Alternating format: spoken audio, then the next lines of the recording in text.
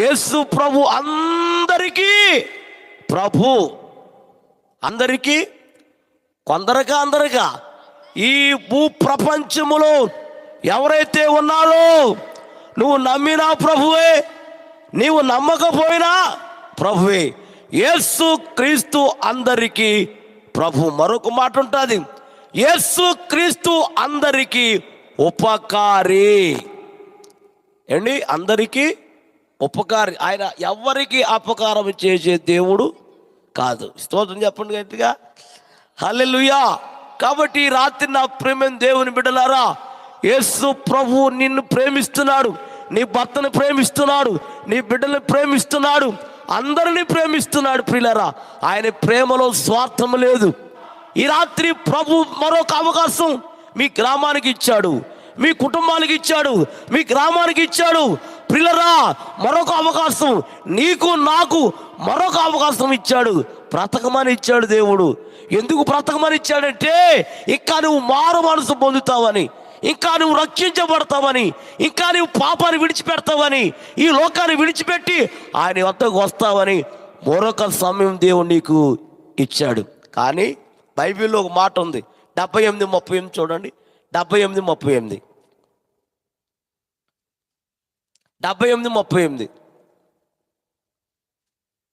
78:38 బాబు చూడన్నా.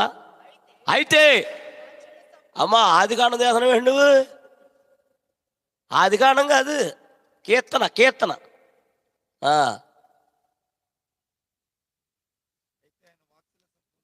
ఆయన వాత్సల్య సంపూర్ణుడై వారిని ఏం చేయక అందరూ చెప్పాలి. వారినంటే మీ అందరినీ ప్రియులారా, వారిని నశింప చేయక. ఏం చేయక? నిన్ను, నీ కుటుంబాన్ని, నిన్ను, నీ ప్రాంతాన్ని, నిన్ను, నీ కుటుంబాన్ని నశింప చేయక వారి దోషములను. ఎవరి దోషాలు? వారి దోషములు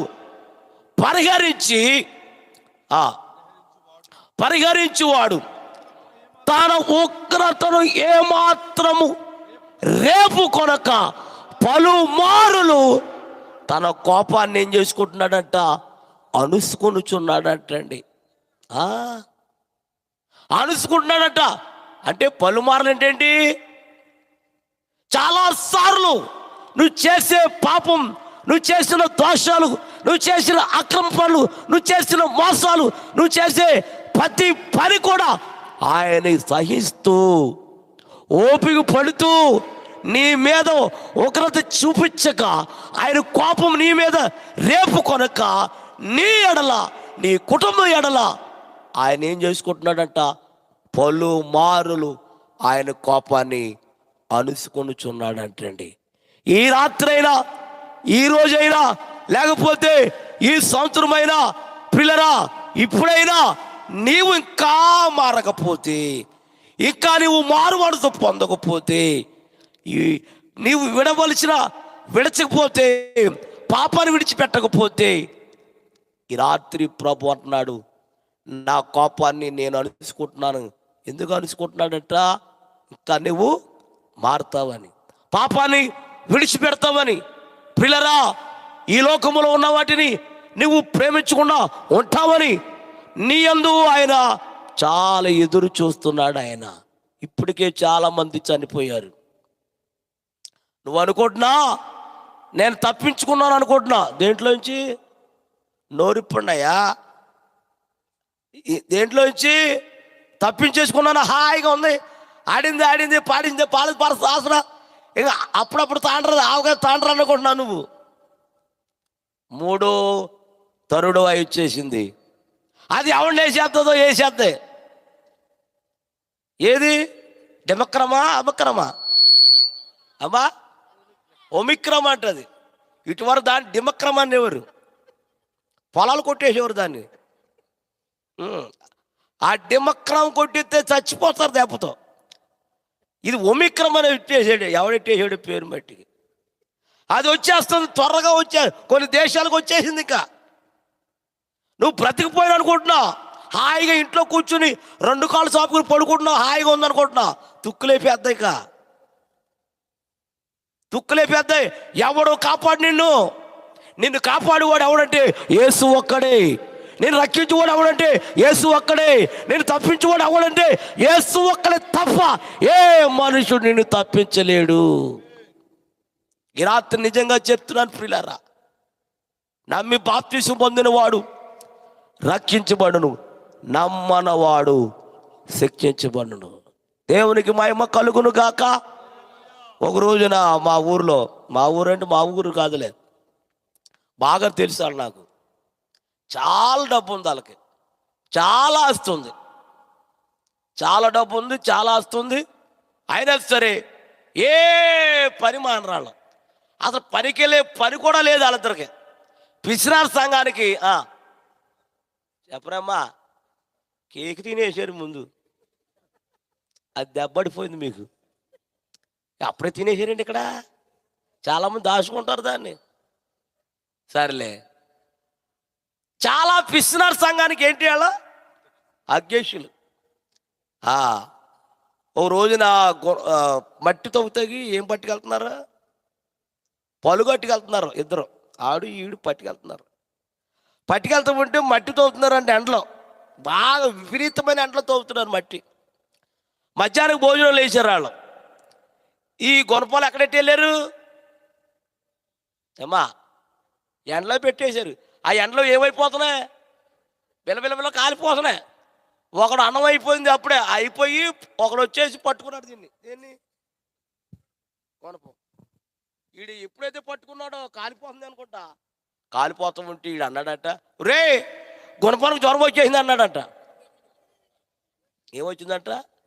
అప్పుడు ఆడన్నాడట, ఎవరు అర్జెంటుగా తీసుకెళ్ళిపోరా బాబా, దీన్ని అర్జెంటుగా హాస్పిటల్ తీసుకెళ్ళిపోమన్నాడు అంటాడు. ఈ పిచ్చోడు ఏం చేశాడు, దీన్ని గుడ్డ కట్టేసి భుజం మీద వేసుకుని తీసుకెళ్ళిపోతున్నాడు. ఎక్కడికి? హాస్పిటల్కి. అదే రోజున డాక్టర్ గారు బండేసుకు వస్తున్నాడట ఎదురుగు. డాక్టర్ గారు మీకోసం వస్తున్నాను, రండి రండి రండి బాబు రండి అన్నాడట. సగం దూరం ఆగిపోయి డాక్టర్ గారు, ఈడా గొనపేసుకు వస్తున్నాడు అని పొడి చేస్తాడని భయం వేసిపోయి మళ్ళీ రివర్స్ అయిపోయి మళ్ళీ వెళ్ళిపోతున్నాడని బండి వేసుకుని. ఏంటే డాక్టర్ గారు, నేను మీకోసం వస్తున్నానండి బాబు, వెళ్ళిపోతున్నానండి, గుణపానికి జ్వరం వచ్చింది అన్నాడట. ఏమొచ్చిందట? గుణపానికి జ్వరం వచ్చిందంటండి. దేవునికి స్తోత్రం చెప్పండి గట్టిగా, హల్లెలూయా. అప్పుడు ఆగాడంట అక్కడ. ఆగి, ఏంట్రా జ్వరం వచ్చిందా? దేవునికి జ్వరం వచ్చింది, గుణపానికి జ్వరం వచ్చిందండి అన్నాడట. ఇప్పుడు ఏం చేయమంటావు అంటాడు. ఏం చేసేయండి బాబు అన్నాడట. అప్పుడు డాక్టర్ గారు ఆలోచించాడంట. ఆలోచించి, రేయ్ బండి ఎక్కు నువ్వు అన్నాడంట. ఎక్కిచ్చాడు. గుణపం పట్టుకుని బండి మీద తీసుకెళ్తున్నాడు. తినంగా తీసుకెళ్ళిపోయాడంట. ఎక్కడికమ్మా అమ్మా? నీకు అర్థమైపోయింది. శరీరాలు తీసుకెళ్ళిపోయి దిగరా అన్నాడంట. అప్పుడు ఆడన్నాడట, ఏంటంటే శరీరాలు తీసుకొచ్చారండి అన్నాడు. రే నేను చెప్పింది చేయరా అన్నాడట. సరేలేండి ఏం చేయమంటారండి, ఇందులో పడేయమన్నాడండి. ఇందులో పడేసే కాసేపు తీయమన్నాడట. తీసాడు. ఎలా ఉందిరా?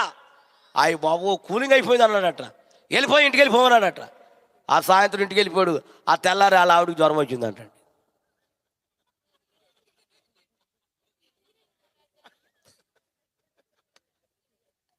ఆ తెల్లారి వాళ్ళ ఆవిడకి ఏమొచ్చింది? జ్వరం వచ్చిందంట. ఏమండి జ్వరం వచ్చిందండి, కాలిపోతుందండి బాబు, అర్జెంటుగా నన్ను హాస్పిటల్ తీసుకెళ్ళిపోమన్నాడంట. అప్పుడు ఆడంటాడట, ఓ పని చేయరా, సైకిల్ తీసుకొచ్చి ఆ సైకిల్ మీద అవి ఎక్కించుకుని ఇక యమా స్పీడ్ తొక్కేస్తున్నాడంట. కప్ప కప్ప కప్ప కప్ప కప్ప కప్ప కప్ప తొక్కేస్తున్నాడంట. ఇలా ఆవిడ కూర్చుని ఆవిడ అంటుందంట, ఏంటి అంత స్పీడ్గా తొక్కేస్తున్నావు ఏంటి, అసలే బాగోలేదు కదంటే, నువ్వు మాట్లాడగా అన్నాడంట. ఇక తొక్కి తొక్కి తొక్కి తొక్కి తొక్కి తొక్కి తొక్కి తొక్కి ఎక్కడ తీసుకెళ్ళాడు? చెరుగాడికి తీసుకెళ్ళాడు. బాగా చెప్తున్నారు మీరా. అప్పుడు అలా ఆవిడ దిగా అన్నాడట. అలా ఆవిడ అంటుందంట, నీకేమైనా మెంటలేంటి, ఇక్కడ తీసుకొచ్చా, నీకు మెంటలేనని ఓ తిట్టేస్తుందంట. ఓలే నేను చెప్పింది చెయ్యి అన్నాడట. ఏం చేయమంటావు? ఇందులో పడుకోమన్నాడంట. సరే నేను భర్త మాట అన్నాను కదా, పడుకుంది. పడుకున్నప్పుడు అన్నాడంట, నేను తొక్కుతూ ఉంటాను, నువ్వు లెగుతూ ఉండు, నేను తొక్కుతూ ఉంటాను, నువ్వు లెగుతూ ఉన్నాడంట. పాపం అందులో పడుకుని అవి లెగుతూ ఉంటే ఇవి తొక్కుతున్నాడంట, మళ్ళీ లెగుతూ ఉంటే ఇవి తొక్కుతున్నాడంట. అలా తొక్కి తొక్కి ఎక్కి తొక్కినప్పటికి ఊపిరాకపోయి చచ్చిపోయిందంట. స్తోత్రం చెప్పండి గట్టిగా. చాలా పిసినారి. అదే ఒక 500 పట్టుకుని వాళ్ళ ఆవిడని హాస్పిటల్ తీసుకెళ్తే వాళ్ళ ఆవిడ ఏమవును చెప్పండి అమ్మా? పిసినారి. ఏది ఊరికినే వచ్చేయాలి నీకు, డబ్బు లేకుండా ఊరికినే పని అయిపోవాలి నీకు. ఊరుకుని వస్తే పెనలు కూడా తాగేస్తావు నువ్వు, ఊరుకుని వస్తే కిసన కూడా తాగేస్తావు నువ్వు. కిసనాలు లేదా? మాకు తెలుసులే, కిసనాలు లేదు సంగతి మాకు తెలుసులే. అంతమంది పిసినారి. నువ్వు తినవు, తినే వారిని తిన్నవు. నువ్వు పెట్టవు, పెట్టేదాన్ని పెట్టనవు. నువ్వు వెళ్ళవు, వెళ్ళేదాన్ని వెళ్ళవు. నువ్వు చేయవు, చేసేదాన్ని చేయనవు. పిల్లరా, అందుకనే పిసినారు దేవుని రాజ్యానికి వారసులు కారండి. ఖర్చు పెట్టు దేవుని కోసం. ఈ లోకములో దేవుని కొరకు ఖర్చు పెడితే నీ పరలోకములో నీ కొరకు ధనం దాచిపడి ఉంది అక్కడ. దేవుని స్తోత్రం చెప్పండి.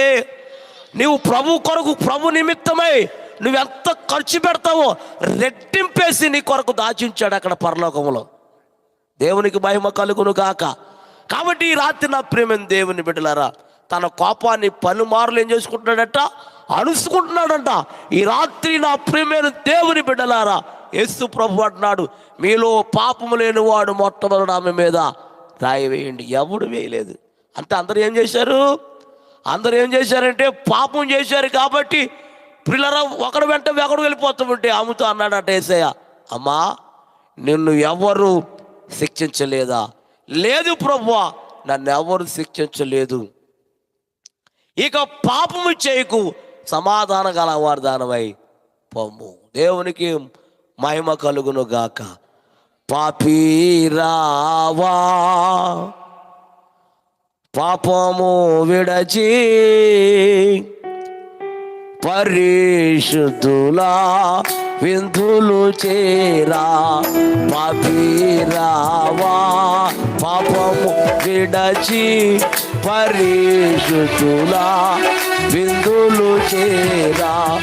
పాపుల గతిని పరిహరించితివా, పాపుల గతిని పరిహరించితివా.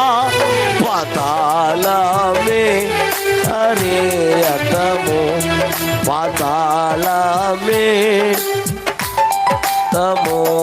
పాపీరావా పాపము విడచి పరిశుద్ధులా విందులు చేరా. పాపీరావా పాపము విడచి పరిశుద్ధులా విందులు చేరా. హల్లెలూయా చెప్పాలి గట్టిగా. కాబట్టి యేసు ప్రభు ఎవరు నశించిపోవటానికి దేవునికి ఇష్టం లేదు. కాబట్టి రాత్రి ఏ స్థితిలో ఉన్నావో, పాపములో ఉన్నావా, లోకంలో ఉన్నావా, ఏ స్థితిలో ఉన్నా సరే ఈ రాత్రి ఒక్కసారి ప్రభును తలుచుకో.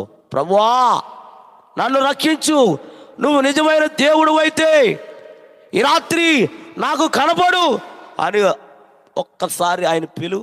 ఖచ్చితంగా నీకు ప్రభు కనపడతాడు. ఆయన కనపడే దేవుడు, మాట్లాడే దేవుడు, దర్శనమిచ్చే దేవుడు, కాపాడే దేవుడు, నిన్ను రక్షించేవాడు దేవుడు. స్తోత్రం చెప్పండి గట్టిగా. మరి ఈ రాత్రి యేసయ్య ఏ పాపి నశించిపోవటం దేవునికి ఇష్టం లేదండి ప్రియులారా. ఈ రాత్రి పరము నుండి ఈ భూమికి వచ్చాడు ఆయన మానవాళి కొరకు పాపిని రక్షించి.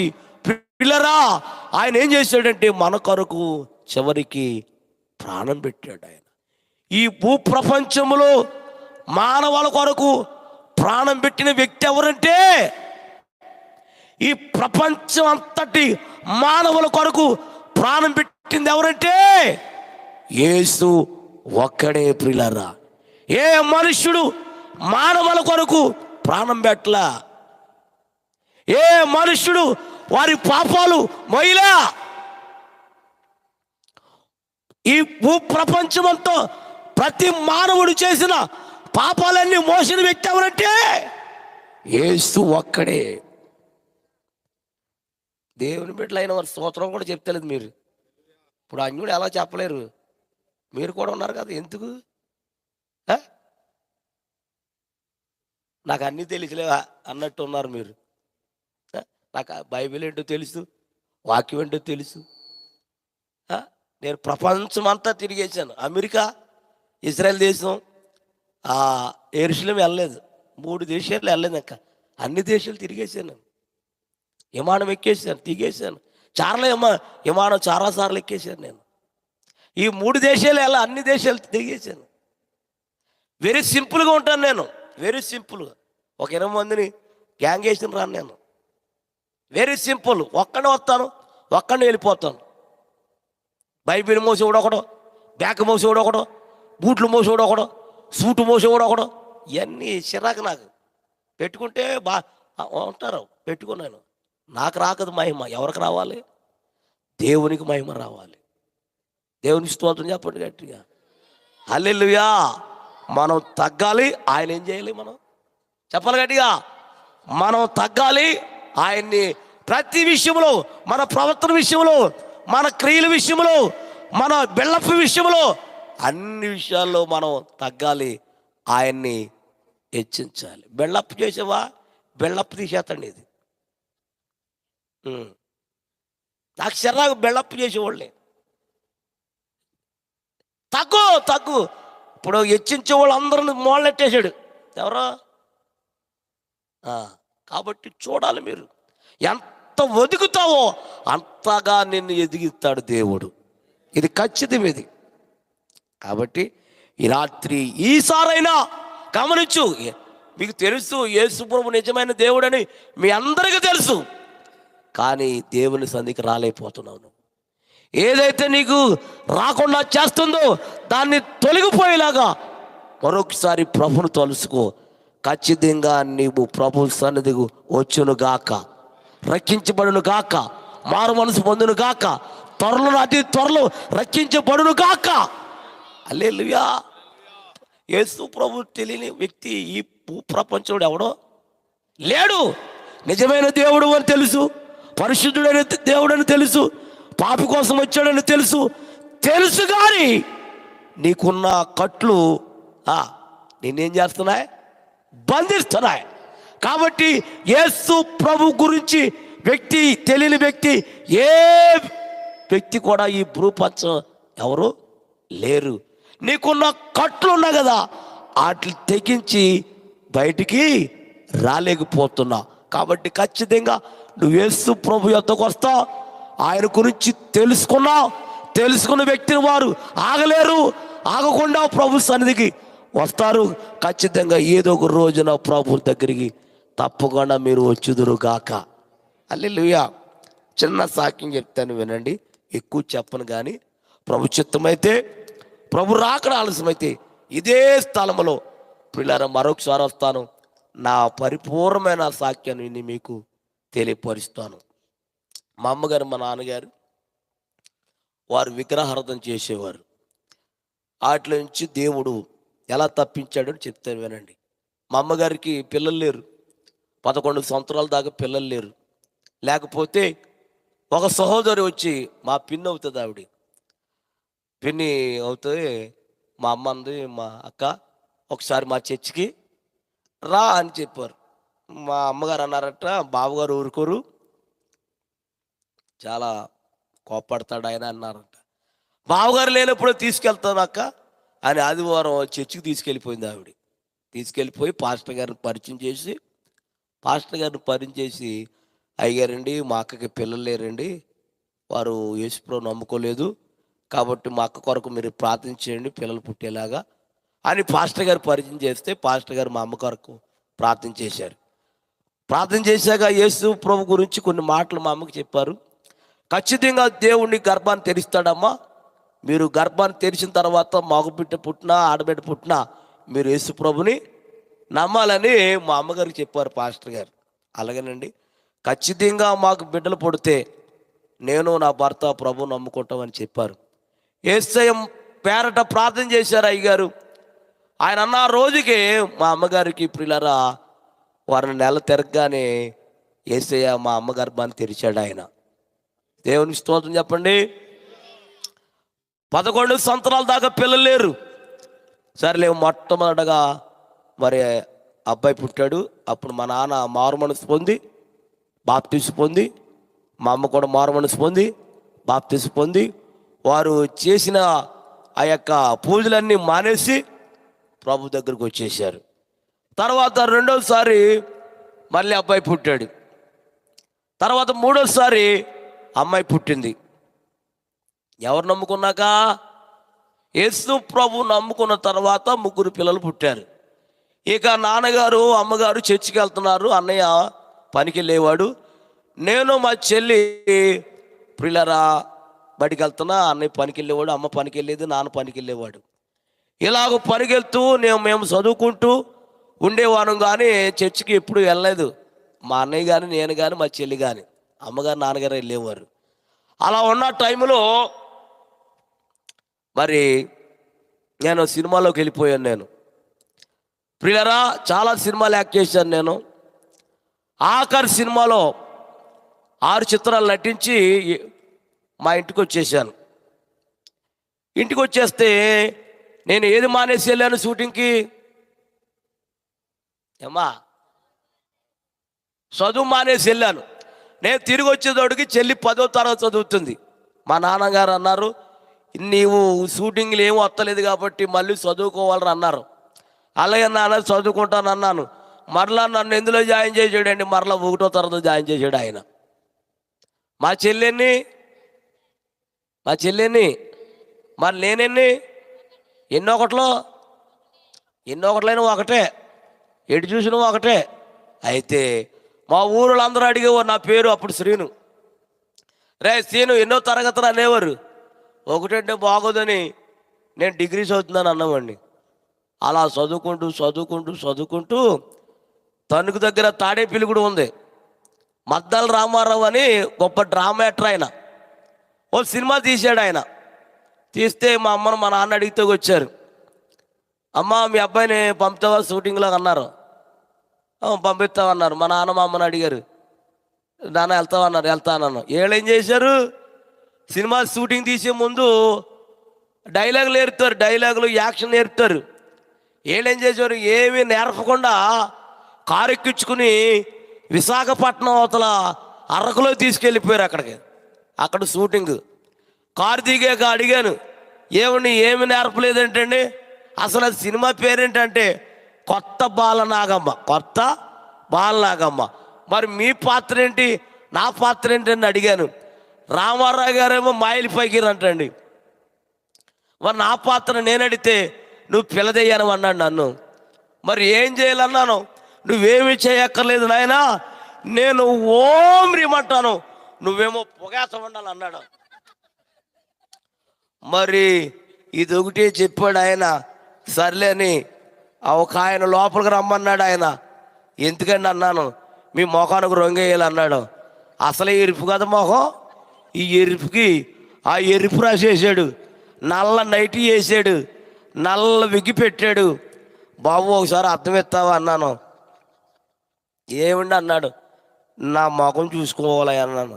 ఆయన అంటాడు, ఏమండి నేను ఎసురుడికి నాకే భయం వేస్తుంది, మరలా అర్థం చూస్తే పారిపోతావు అన్నాడు.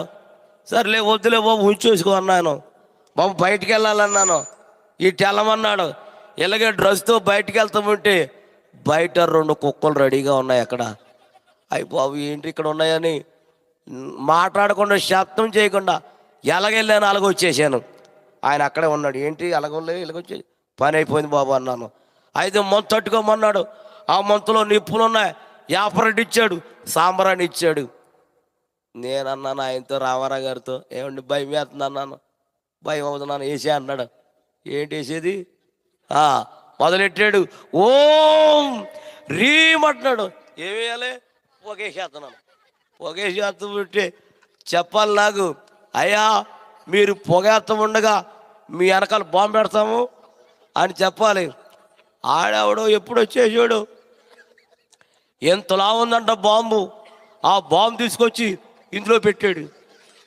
ముందే చెప్పాలి, అయ్యా మీకు వెనకాల బాంబు పెడతాము అని చెప్పాలి. చెప్తే మనకు భయం ఉండేది కాదు.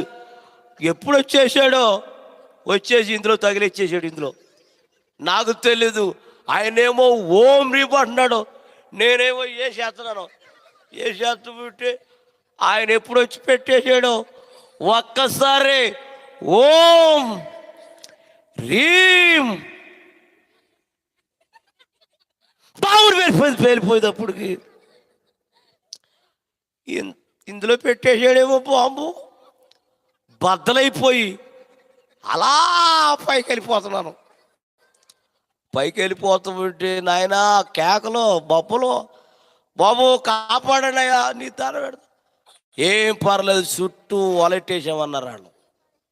కానీ ఆ రోజు మట్టికి నేను వల మీద పడ్డాననుకో, నేను ఈ పాటికి ఏసై దగ్గరికి వచ్చేవాడిని కానండి, ఇంకా షూటింగ్లో ఉండేవాడిని. ఏం జరిగిందంటే చాలా ప్రమాదమైంది. డైరెక్టర్ కానీ మా రామారావు కానీ ఎవరికి తెలీదు. ఆ పక్కన ఊస ఉంది, ఆ ఊస మీద ఇలాగ అడ్డంగా పడిపోయాను. ఆ ఊస యువతుల నుంచి ఎన్నుపోస్తుల లోపల నుంచి ఇలా బయటకు వచ్చేసింది. ప్రియులారా, ఎన్నుపోసి ఇరిగిపోయింది, కాళ్ళు చేతులు పడిపోయినాయి, బొక్క పొరలంగా పొడుగబెట్టారు. వైజాగ్లో కేజీహెచ్ హాస్పిటల్లో, గవర్నమెంట్ హాస్పిటల్లో జాయిన్ చేశారు. ఆపరేషన్ థియేటర్లో తీసుకెళ్లారు. ఆ ఊస ఎలా లాగేశారు, బయటికి లాగేశారు. ఎక్స్రే తీశారంటండి. మా అమ్మ మా నాన్నతో చెప్పారంట డాక్టర్ గారు, మీ అబ్బాయికి నడుము విరిగిపోయిందమ్మా, ఎన్నుపూసి ఇరిగిపోయింది, బ్రతుకునంత కాలం మంచం మీద ఉంటాడు కానీ నడవలేడు, కూర్చోలేడు, నిలబడలేడు అని చెప్పి వెళ్ళిపోయారు. నా తల్లి నా తండ్రి అందరూ, నా బంధువులు అందరూ ఏడుస్తున్నారు. అప్పుడు పాస్టర్ గారు మా అమ్మకి మా నాన్నకి బాప్తిసం ఇచ్చిన ఆ దైవజనులు వచ్చారు, ప్రార్థన చేశారు. ప్రార్థన చేస్తూ ఉంటే నా ఈపి మీద చెయ్యేసి ప్రార్థన చేస్తూ ఉంటే ఆ దైవజనుడికి దర్శనం ఇచ్చాడంట యేసయ్య. ఆ దర్శనం ఏంటంటే ప్రియులారా, యేసయ్య హస్తం వచ్చి నా వీపి మీద వేసాడంట ఆయన హస్తం. ఈ దర్శనం సేవకులు చూశారంటండి. చూసి మా అమ్మకి మా నాన్నకి చెప్పారు, అమ్మ ఖచ్చితంగా యేసయ్య మీ బిడ్డని బాగు చేయబోతున్నాడు, మీరు విశ్వాసం ఉంచండి, ఏదో ఒక రోజున దేవుడు నీ బిడ్డను లేవనెత్తుతాడు అని ప్రార్థన చేసి వెళ్ళిపోయారు. అదే తెల్లవారుజామున 2:30 గంటలకి ప్రియులారా ఎవరో ఒక ముసలాయిలాగా వచ్చి, నా కలలో ఒక ముసలాయిలాగా వచ్చి నా ఈపి మీద చెయ్యేసి ప్రార్థన చేసి వెళ్ళిపోయారంటండి. స్తోత్రం చెప్పండి గట్టిగా. ఆ 2:30 గంటలు, తెల్లవారిన 2:30 గంటలకి ఆయన ప్రార్థన చేసి వెళ్ళిన తర్వాత 3 గంటలకు లేచి కూర్చున్నానండి నేను. స్తోత్రం చెప్పండి గట్టిగా. హల్లెలూయా. ప్రియులారా, నా తల్లిదండ్రులు ఆశ్చర్యపోయారు, నా బంధువులందరూ ఆశ్చర్యపోయారు. ఉదయాన్నే 10:30 డాక్టర్ గారు ప్రతి రూముకి వస్తూ ఉంటాడు ఆయన. నా రూములోకి వచ్చాడు ఆయన. ఆయన వచ్చేటప్పుడు నేను కుర్చీలో కూర్చున్నాను. ఏంటి ఇలా కూర్చున్నాడు, ఏంటి దయ్యమైపోయాడు ఏంటని భయపడిపోయాడు అంటాడు ఆయన. అప్పుడు మళ్ళీ నమ్మలేక మళ్ళీ థియేటర్లో, ఆపరేషన్ థియేటర్లో తీసుకెళ్ళి మరలా బొక్కపొరలంగా పొడుగబెట్టి మళ్ళీ ఎక్స్రే తీస్తే ఆ ఎక్స్రేలు ఏమొచ్చిందంట, ఎన్నుపూస అతికిపోయినట్టుగా వచ్చేసిందంటండి. దేవునికి మహిమ కలుగును గాక. ఇది ప్రియులారా మీకు ఉత్తిది, నాకు నిజం ప్రియులారా. అయితే మా అమ్మగారు అన్నారు, నాన్న దేవుడు నేను బ్రతికిచ్చాడు కాబట్టి నీవు చెల్లి మందిరానికి వెళ్ళాలని అన్నారు. అన్నీ మానేశాను. చెల్లి నేను ప్రార్థనకి వెళ్తున్నా. కొత్త ఏమీ తెలీదు, చప్పట్లు ఎలా కొట్టాలో తెలీదు, పాటలు ఎలా పాడాలో తెలీదు. అలాగే 2 సంవత్సరాలు వెళ్ళిన తర్వాత మా చెల్లి పాటలు పాడేది, నేను డ్రమ్ము కొట్టేవాడిని.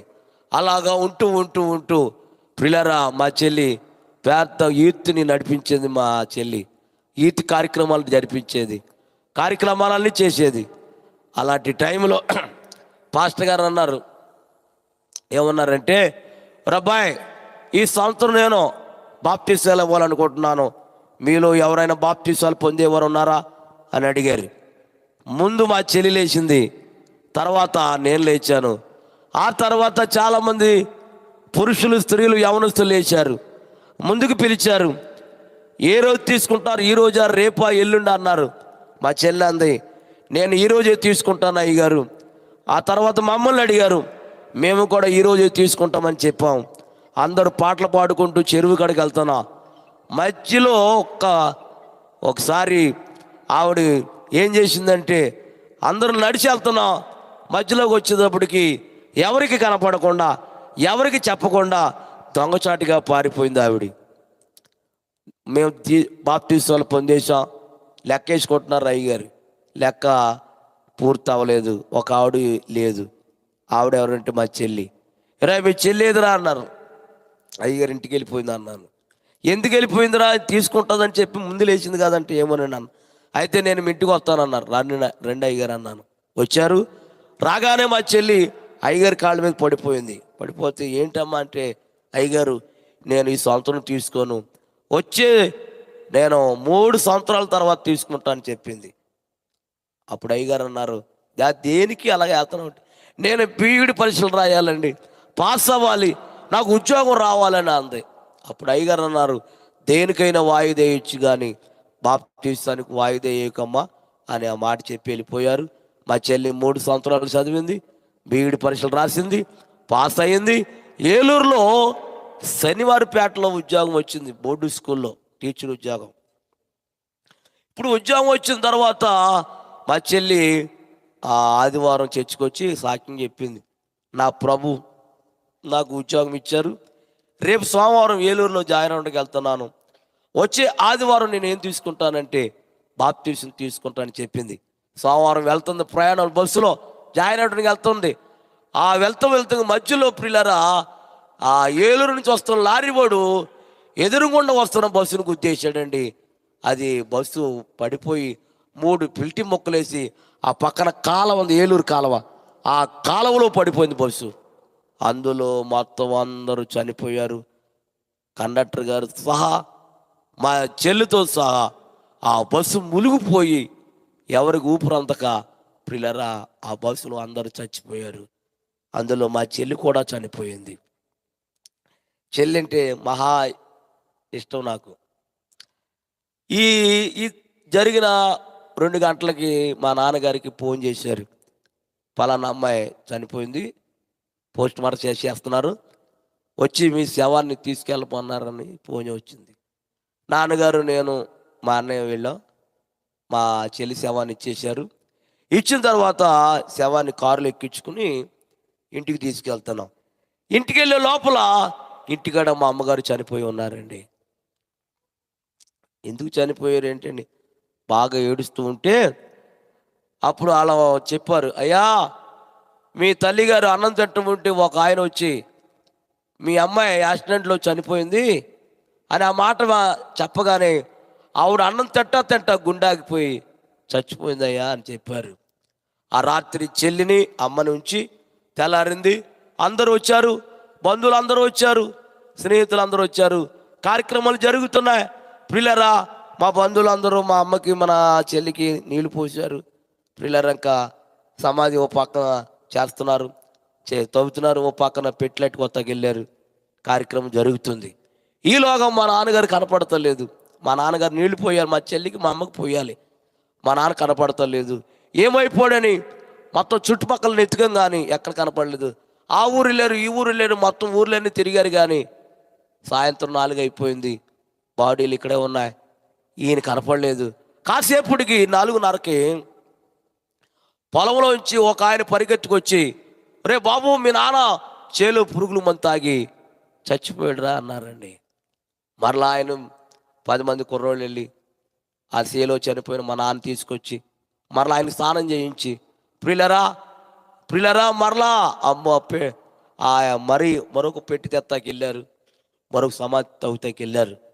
3 సమాధులు చేసాం ఆ రోజు మేము. చెల్లి చనిపోయిన తర్వాత అమ్మ చనిపోయిందని నాన్న చనిపోయాడు, 3 చనిపోయారు. నా బంధువులు ఎందుకు చేశారు, నా ఆస్తి నా ఇల్లు మొత్తం తీసేసుకొని నన్ను ఇంట్లో నుంచి గెంటేశారు. 3 సంవత్సరాలు అన్నం లేకుండా 3 సంవత్సరాలు గిన్నెట్టుకుని అడుక్కున్నాను నేను ప్రియులరా. అలా అడుక్కుంటూ ప్రియులరా, మరి దైవజనులు ప్రియులరా, ఒక ఊర్లో తాడేపల్లిగూడెం ఉంది. అక్కడ ఒక రాత్రి అన్నం అడుక్కుంటూ ఉంటే పెద్ద పట్టణం అది, తాడేపల్లిగూడెం పట్టణం అది. ఆ రాత్రి అంతా అడుక్కుంటున్నాను కానీ ఎవరు ఆ రోజు ఆ రాత్రి అన్నం పెట్టలేదు నాకు. అయితే తాడేపల్లిగూడెం ఉంది, ఆ తాలూకు ఆఫీసు దాని ఎదురుగుండా కుర్పి హోటల్ ఉంటుంది అక్కడ. ఆ రాత్రి అక్కడికి వెళ్ళి బాబు కొంచెం అన్నం పెట్టండి అయ్యి అన్నాను. అప్పుడు ఆ హోటలోడు అంటాడు, డబ్బులు ఇస్తే పెడతానన్నాడు. అది కాదండి, నేను అడుక్కునే వ్యక్తినండి అన్నాను. అడుక్కున్న వ్యక్తివైనా సరే నాకు డబ్బులు ఇస్తే పెడతాను భోజనం అన్నాడు. ఆ రోజు డబ్బులు లేవు. ఆ హోటల్ పక్కన కూర్చుని ఎవరైనా డబ్బులు ఇస్తారేమని అడుక్కున్నాను. ఆ రోజు అంతా డబ్బులు అడుక్కున్నాను కానీ ఎవరు డబ్బులు వేయలేదు. ఈ హోటల్ భోజనాడు ఆ 10ంటికి కట్టేస్తే భోజనం దొరకదు. సర్లే డబ్బులు ఇవ్వలేదు ఏంటి అని ఆలోచిస్తే ఆకలికి తట్టుకోలేక వారు ఎంగులాకులు ఎక్కడైతే పడేస్తున్నారో వారు ఎంగులాకుడికి వెళ్ళి అక్కడ కూర్చుని ప్రతి ఎంగులాకు మెతుకులు ఏరుకుంటూ తిన్నాను. కానీ ఎన్ని మెతుకులు ఎన్ని ఆకులు ఏరుకున్నా అన్నం కడుపు నిండలేదండి. ఆ రాత్రి ప్రియులరా, అదే తాడేపల్లి వంతునుంది, ఆ వంతును ఎక్కేసి ఎందుకు బ్రతకాలి, దేనికి బ్రతకాలి, ఎవరున్నారని బ్రతకాలి, ఈ ఆకలి కోసమే కాదు నేను బ్రతికేది, చచ్చిపోతే ఈ ఆకలి ఉండదు కదని ఆ రోజు నేను తాడేపల్లిగూడెం పిచ్చి ఎక్కేసానండి. చచ్చిపోదామని ప్రయత్నం చేశాను పైకెక్కి. అదే టైంలో అదే రాత్రి యోబు గారని పశ్చిమ గోదావరి జిల్లా చేబ్రోలు ఎక్కడి నుంచో ప్రార్థన చేసుకుని వస్తున్నాడంట. ఆయన నా దగ్గరకు వచ్చేటప్పుడు ఎందుకు పైకి చూశాడంట కారులో నుంచి. రే డ్రైవర్ ఆఫరా అన్నారంట. ఏంటండి అన్నాడు. ఆ కుర్రోడు ఎవరో వంతునెక్కేసి కాలం పడిపోయేలా ఉన్నాడు రా, మనం వెళ్ళి కాపాడాలరా అని అంటే నేను కారు దిగి డ్రైవరు అయ్యగారు వచ్చి నన్ను పట్టుకొని కిందకు తీసుకొచ్చి కారులో ఎక్కించుకొని మాట్లాడారు. ఎవరబ్బాయి నువ్వు, ఇంత అర్ధరాత్రి గాడు ఎక్కేసి ఏం చేద్దామని, చచ్చిపోతున్నావు అన్నారు. అవునండి చచ్చిపోతాకు వచ్చానండి, ఆకలి తట్టుకోలేక, నాకు ఎవరు లేరండి అని ఆయనతో చెప్తే అప్పుడు యోబు గారు అన్నారు, నీకు ఎవరున్నా ఎవరు లేకపోయినా నీకు యేసయ్య ఉన్నాడు రా అని వారింటికి తీసుకెళ్ళి నన్ను పెంచి బైబిల్ ట్రైనింగ్ ఇచ్చి ఒక దైవజనుడిగా నన్ను తయారు చేశాడు ఆయన. అంటే నా దగ్గరికి ఎవరు వచ్చారు, యేసయ్య వచ్చాడు. ఎవరి రూపంలో, ఒక దైవజనుడు రూపంలో యేసయ్య వచ్చి నన్ను కాపాడాడు. ఆయన దగ్గర కొంతకాలం ఉన్నానండి, బయటకు వచ్చేసాను. నన్ను ఎవరు పిలిస్తే వారి దగ్గరికి వెళ్ళినాను. వెళ్ళిన తర్వాత ప్రియులరా, మరి నాకు కుటుంబం ఉంది ప్రియులరా, మరి ఉండటానికి ఇల్లు లేదు, స్థలం లేదు, ఏమీ లేదు నాకు. అదే టైంలో అద్దెకి తిరిగేవాళ్ళం. ప్రతి నెల వెళ్ళిపోయమనేవారు. ఎందుకంటే ప్రార్థన పడేది కాదు, పాటలు పడేది కాదు, అద్దెకిచ్చుకునేవాళ్ళు. అన్యులింట్లో ఉండేవాళ్ళం మేము. వాళ్ళు వెళ్ళిపోయమనేవాళ్ళు. అలా మారుతూ ప్రార్థన చేశాను. ప్రభువా, నేను ఎలాగైతే తిరగలేనయ్యా, నాకు సొంత స్థలం కావాలి, సొంత ఇల్లు కావాలి నాకు అని ప్రార్థన చేస్తే ప్రియులరా, ఆ ఊరి పేరు గ్యామస్తలేదు కానీ వాళ్ళు నన్ను పిలిచారు. పిలిచి పెద్ద సభలయ్యి సాక్ష్యం చెప్పాను, కూర్చున్నాను. ఒక ఆవిడ ఏడుస్తా స్టేజీ పైకి వచ్చేసి నన్ను కౌగులించేసుకొని, నాయనా నీలాంటి సాక్ష్యమే నాది ఒకప్పుడు, ఒకసారి మా ఇంటికి వచ్చి ప్రార్థన చేస్తావా అని అడిగారు. వస్తానమ్మా అన్నాను. కారులు ఎక్కించుకున్నారు. 7 అంతస్తులు ఇల్లాలది. పైకి లిఫ్ట్ మీద తీసుకెళ్లారు. తన భర్తను తన పిల్లల్ని లేపి నాతో ప్రార్థన చేయించుకున్నారు. ప్రార్థన చేయించుకున్న తర్వాత ఒక కవర్ ఇచ్చారు. ఆ రాత్రి పడుకొని తెల్లారి ప్రార్థన చేసి చెప్పాను. అందులో కారుకి ఎంత ఉందంటే 1,75,000 ఉన్నాయండి. అందులో 1,75,000. ఫోన్ చేశాను అమ్మకి, అమ్మా ఇంత కానుక ఇచ్చారేంట్రా అని అంటే, నానా ముందు స్థలం కొనుక్కో, ఆ స్థలానికి ఎంత డబ్బు వస్తుందో అంత కొను, మిగిలిన దాన్ని ఏదైనా చేసుకో అన్నారు. స్థలం కొన్నాను, బేస్మెంట్ వేసానమ్మా అన్నాను. మరలా 1,75,000 పంపించింది. పెద్ద ఇల్లు కట్టేసాడు దేవుడు అక్కడ. స్తోత్రం చెప్పండి గట్టిగా. హల్లెలూయా. ప్రియులారా, దేవుడు అన్ని దేవుడు సమకూర్చాడు దేవుడు నాకు. అమ్మా హల్లెలూయా చెప్పండిరా. దేవుడు అన్ని ఇచ్చాడు, అంతట ప్రభు మమ్మల్ని ఆశీర్వదించాడు ఆయన. కానీ మమ్మల్ని ఎవరైతే గెంటేశారో, మమ్మల్ని ఎవరైతే త్రోసేశారో, మమ్మల్ని ఎవరైతే అన్నం లేకుండా గెంటేశారో వాళ్ళందరూ కూడా నా దగ్గరే ఉన్నారమ్మా. అమ్మా వాళ్ళందరూ ఎక్కడున్నారా? నా దగ్గరే ఉన్నారు. ఒకప్పుడు ఎలా చేశారు? నన్ను చెప్పాలి, గెంటేశారు, త్రోసేశారు. 3 సంవత్సరాలు భిక్షమెత్తుకున్నాను నేను. కానీ మనుషులు త్రోసేశారు, కానీ యేసయ్య నన్ను పట్టుకున్నాడు. యేసయ్య నిన్ను పట్టుకోవాలంటే నిందలు, అవమానాలు, శ్రమలు, కష్టాలు పడాలి. అలాగే శ్రమలు, నిందలు, అవమానాలు, చివరికి అన్నం లేకుండా పిల్లరా నేను గడిపిన రోజులు ఉన్నాయి. కానీ దేవుడు నన్ను విడిచిపెట్టలేదు. దేవునికి మహిమ కలుగును గాక. ఇప్పుడు అనుకో, ప్రతిరోజు ప్రతి సంవత్సరం ఏడుస్తూనే ఉంటాను. ఎవరంటే మా చెల్లి కోసం. ఎందుకంటే ఆవిడ ఏం తీసుకోలేదు చెప్పండి? బాప్తీసం తీసుకోలేదు. కాబట్టి బాప్తీసం తీసుకోలేదని ఎప్పుడు ప్రార్థన చేస్తూ ఉంటాను, ప్రభువా నా చెల్లి ఆత్మ నరకంలోనికి వెళ్ళకూడదని ప్రతిరోజు నా చెల్లి కోసం ప్రార్థన చేస్తూ ఉంటాను. కనుక ఈ రాత్రి ప్రియులారా, నీకు ఆస్తి ఉండొచ్చు, డబ్బు ఉండొచ్చు, పొలం ఉండొచ్చు, వ్యాపారం ఉండొచ్చు, ఉద్యోగం ఉండవచ్చు, ఏదైనా ఉండొచ్చు, కానీ రక్షణ లేకపోతే ఇవన్నీ వ్యర్థమండి. కాబట్టి యేసయ్య రాకడ సమీపం అయిపోయింది. ఏ దినమున ఏం జరుగుతుందో ఎవరికి తెలీదు. దయచేసి ఒక్క రిక్వెస్ట్ మీకు, ఇంకెంతమంది బాప్తీసు పొందలేదో ఒకసారి చేయొద్దండి అమ్మా. మీలో మీ కొరకు ప్రార్థన చేస్తాను. చిన్న ప్రార్థన అమ్మా, చిన్న ప్రార్థన. అబద్ధం ఆడకుండా కుడి చేయి ఎత్తండి అమ్మా. బాప్తీసు లేనివారు, రక్షణ లేనివారు మీ కుడి చేయి పైకి ఎత్తండి. ఒకసారి కుడి చేయి ఎత్తినోడు మీరున్న స్థలం లేచి నిలబడండి. ప్రార్థన చేస్తాను నేను. బాప్తీసు లేనివారు, బాప్తీసు లేనివారు, రక్షణ లేనివారు ఇలా ముందుకు రండి అమ్మా. ఇలా ముందుకు రండి, ఇలా ముందుకు రండి, ఇలా ముందుకు రండి, ఇలా ముందుకు రండి, ఇలా ముందుకు రండి. బలవంతంగా వద్దు, దగ్గరికి రండి, దగ్గరికి రండి, దగ్గరికి రండి అమ్మా.